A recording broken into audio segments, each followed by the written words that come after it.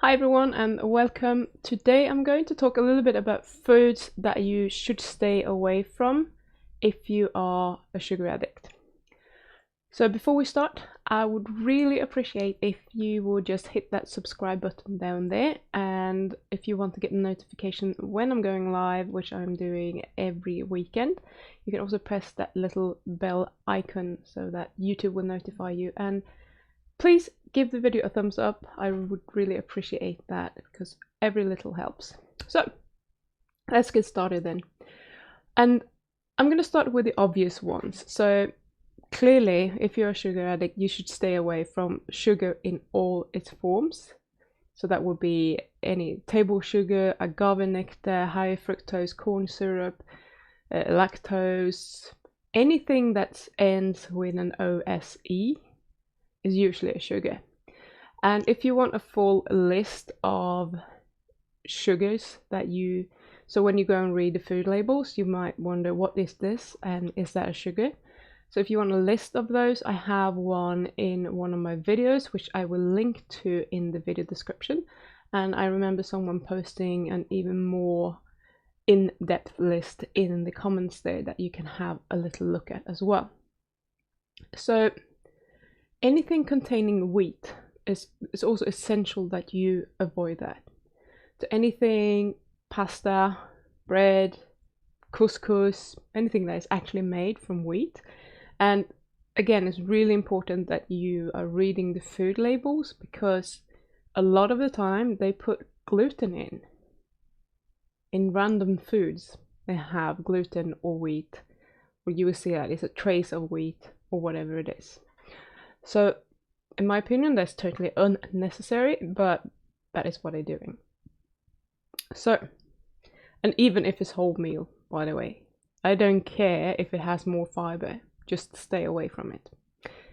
Diet sodas, really not good for you.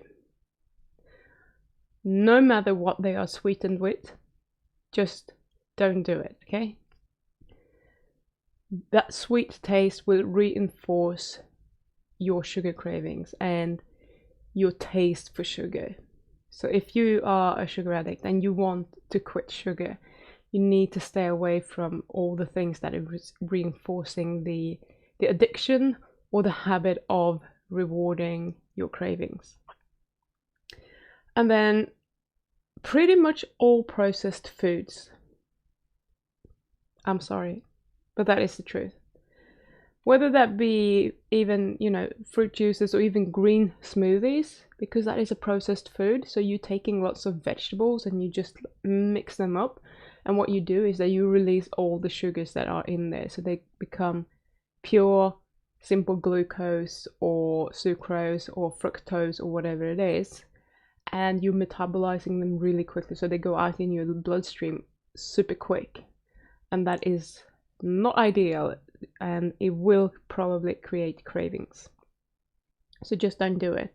And things like almond flour, it's the same thing. When we're grinding anything up, even if it's a highish fat food like almonds, they're quite rich in fat, but even when you do that, they still have carbohydrates, and you're just making it so much more easily accessible to your body, and you will absorb it so much quicker than you would naturally do if you just ate almonds. So someone might be fine eating almonds, but almond flour might create cravings for them, and it will definitely have a different impact on your blood glucose and probably your insulin as well. So we don't want to mess with that. And so these four are things that I think that everyone should stay away from, especially if you are a sugar addict. Or you don't need to be a proper sugar addict. Maybe you just think that you have a sweet tooth. Getting off of these foods would probably help you. Okay. And that's because they are affecting your hormones basically. And hormones are what is deciding what we crave a lot of the time. Not the emotional cravings, but the physiological cravings. And they will also be the ones that deciding how much you want to eat, how hungry you are, when you want to eat, etc. So please just don't do it. Now, there are other foods as well that might be problematic for a lot of people, but not for everyone. So these are foods like fruit, for example, or different types of berries. Sometimes it depends on, some people can eat certain fruit and vegetables, but not other types. And that probably depends on the proportion of fructose to sucrose. So sucrose is table sugar, so that's normal sugar that we're talking about as sugar, which actually is 50% fructose and 50% glucose.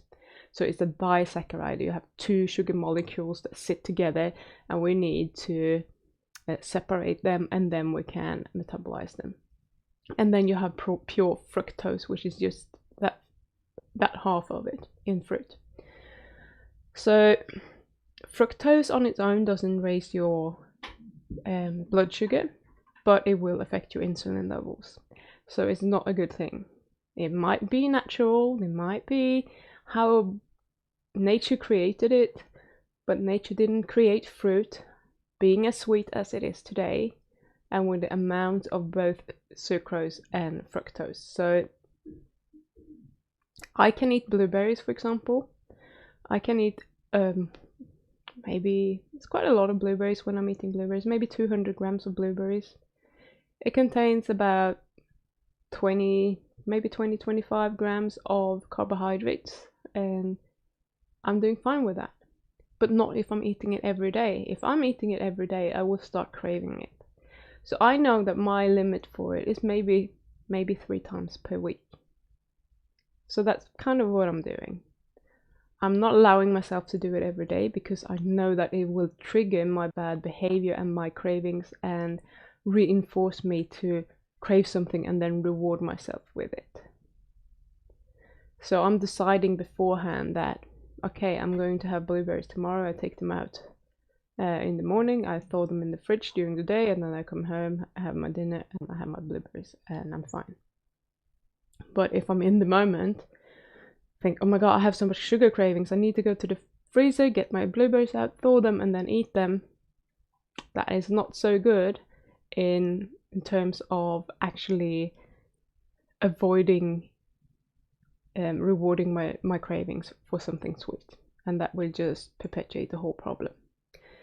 And then we have anything sweet. Actually, most people who are sugar addicts should probably stay away from anything that is sweet, and that has purely to do with the taste.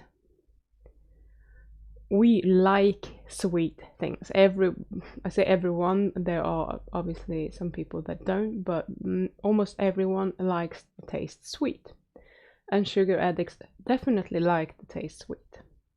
So we want to get rid of this, no matter what it is, because as long as we have this taste for sweet, we will want more of it. If we can wean ourselves off of sweet taste, when we have something sweet, it will taste super sweet and it won't be as enjoyable anymore, and you want to get to that state. So avoid everything that is sweet. It will probably help you. And I'm going to include all grains here as well, because grains are very carbohydrate rich. It's starch. It will break down into glucose only, no fructose in there. From that sort of aspect, it's better than fruit, but they are not great. So grains contain a lot of sugar, glucose, and glucose will spike insulin a lot. Insulin will drive our cravings, especially when it has to go up very high first when we are eating all these grains, and then it's going to drop. And sometimes it is dropping, the blood sugar is dropping a little bit lower than our baseline. And when that happens, we will get hungry and we will get cravings. And that usually happens if you're eating very often. And if you have to have that mid-afternoon snack because you're feeling really tired, that's probably having to do with your body think that is a shortage of energy, and oh my god, blood sugar is dropping, what are we going to do? We need something sweet now. That's usually what it is. And then we have starchy vegetables. Some people can do those, some people can't. I know for me, I can do things like carrots and parsnips sometimes.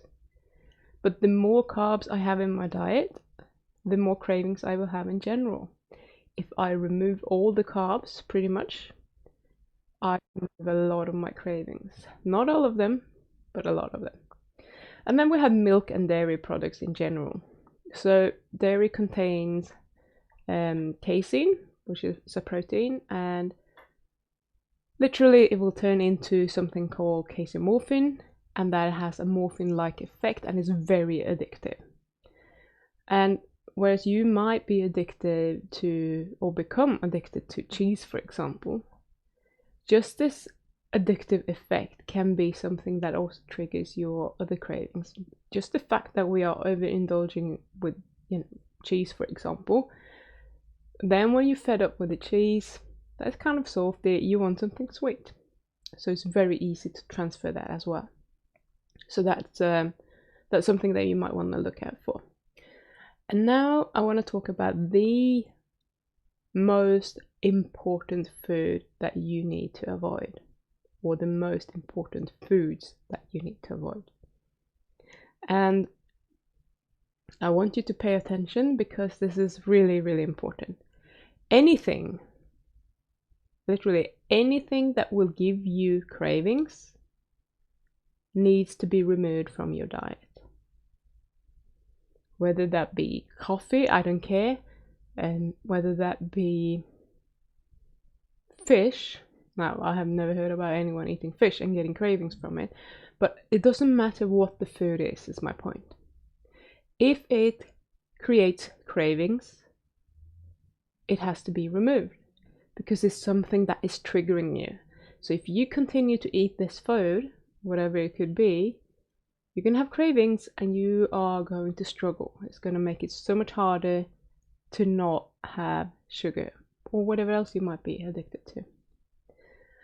So for some reason, if a food is creating cravings within you, you're having some sort of physiological response to eating this type of food.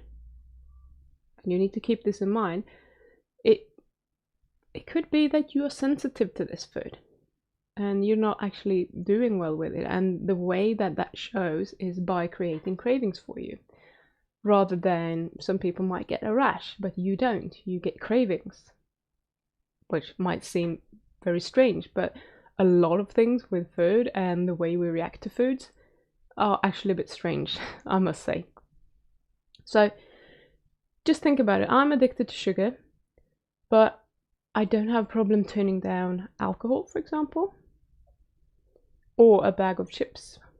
It's not a problem for me. I don't crave those, pretty much never. Once in a blue moon I might crave chips, but that's very, very, very rare. I can't even remember when that happened last time. Whereas someone else can't say no to beer and chips. If you put it in front of them, they're gonna drink and eat it. They won't be able to resist. And that is because they might be addicted to those kind of things. To me, that is crazy. I don't understand it.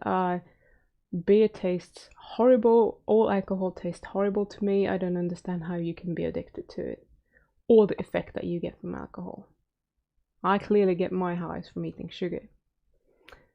And same, chips tastes nice, I guess, but it's savory. I prefer sweet. That's just how it is.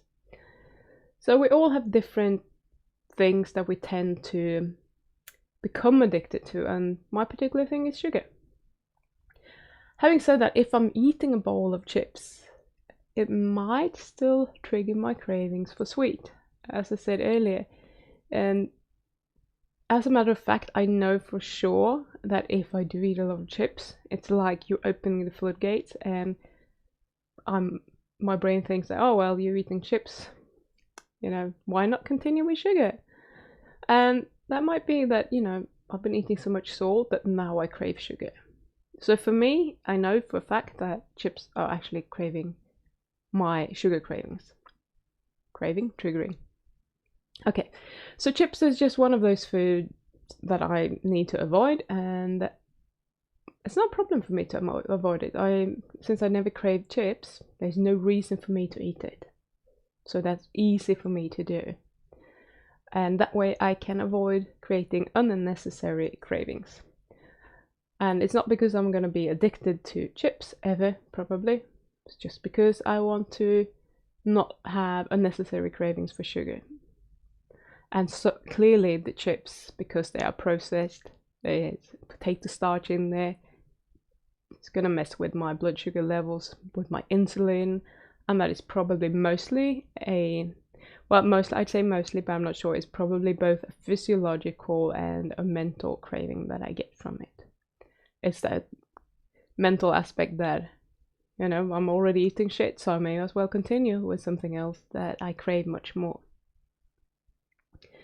So I'm sorry if I can't give you a very straight answer, but it's so individual what types of food that are actually triggering for us.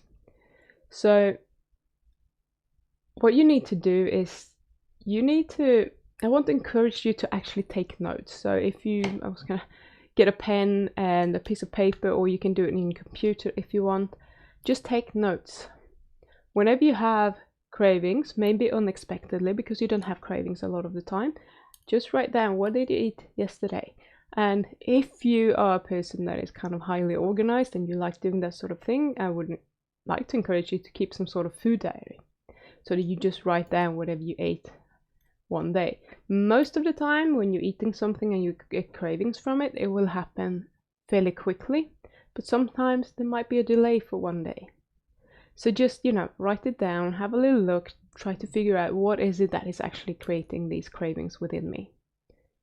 It might just be the mental aspect of it, but sometimes there are different foods involved. And I know that the more crap food, the more processed foods I'm eating, the more I will crave sugar, as a general rule. So I should stay away from all processed foods. And it could also be, let's say I'm going out and I'm having Chinese or whatever. That might trigger my cravings. Why? Maybe because there's MSG in. Maybe because they are adding sugar to the food and I don't know about it. I don't know. Maybe there is some wheat flour in there, and some of you will get cravings from the gluten. We have glutamorphine as well. Often that will trigger your cravings for cookies and cakes and bread, pizza, those kind of things. But it could be sugar cravings just as well. So once you have identified what type of food that you think is causing your cravings, you can just start playing around with it. Eat this type of food. Next time you want to eat it, just eat it when you feel like you are in control. Don't do it when you're already upset or super stressed or whatever, because then it's going to be hard to determine whether that is the cause or not. So if you have planned it, you feel totally in control, you're calm, you're okay with it, eat it and see what is happening. Are you going to get cravings from doing that? Just play around with it a little bit and figure out whether that is a trigger food for you or not.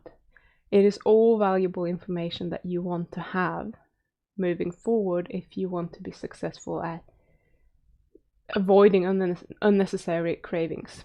Sure, you can manage your cravings, but why would we want extra cravings if we don't have to?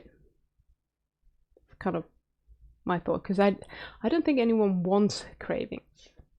But once we can accept that we do have cravings, it's actually not too bad dealing with them. But sometimes, if you have a lot of cravings, it's probably better if you do not create unnecessary ones. And I just want to say that sometimes we do get strange cravings at strange times, and that could be just something as simple as stress. Sometimes we're not really aware of it, but there might be a lot of pressure from work or something else that is bothering us that we're not quite paying attention to 100%. So it's in the back of your head and it's just laying there and fester and you're not really thinking about it, so it can be hard to identify, but there might be stress going on. And when we're feeling stressed, we will want more sweet things. It could be hormonal. Most women know this. A day or two before our periods, we go a little bit crazy. We have massive sugar cravings a lot of the time. Having said that, something that I found a bit interesting is that when I'm eating really well, I'm not necessarily getting sugar cravings, but I can get immensely hungry and just want food. Lots and lots of food. So that was probably, I'm gonna lose some blood. I need to stock up, I need some meat, some iron to replenish everything. Maybe, I don't know. So it's a hormonal thing, it's nothing we can do about it. I think we can change how much of it we're getting and what sort of things we're craving, but it might always be there. Just be aware of that. So, if you're always having pizza 2 days before your period and then you're always getting mad sugar cravings, how do you know whether it's hormonal or whether it's pizza? You have to kind of try that out a bit. So just pay attention to what's going on. Don't just accept that there are random cravings popping up and you think, okay, this is normal. It's fine if you want to do that, but why not make it easy for yourself? Sometimes the cause is really obvious if you're just paying attention to what you have been eating and what's been going on. So when you can be kind of present in your own little world and see what you're doing, when you're doing it, what you're eating, and actually pay attention to it, because a lot of the time we just want to sweep things under the carpet, so we're kind of almost deceiving ourselves and, well, it was just 2 toffees, I didn't really have them, it doesn't matter, it wasn't a lot of it. So we kind of on purpose almost forget about them. But pay attention and be present. So if you're having 2 toffees, then just note that, okay, I had 2 toffees, so I wonder what's going to happen now. Am I going to get cravings? Maybe you'll get away with it, maybe not, I don't know. So see what happens and just be aware of what is happening, what you are doing, and what you're doing to your body and what your body responds with. So yeah, that's pretty much all I wanted to say today. I hope you have found this somewhat helpful anyway. Thank you so much for watching, and I will see you very soon again. Bye!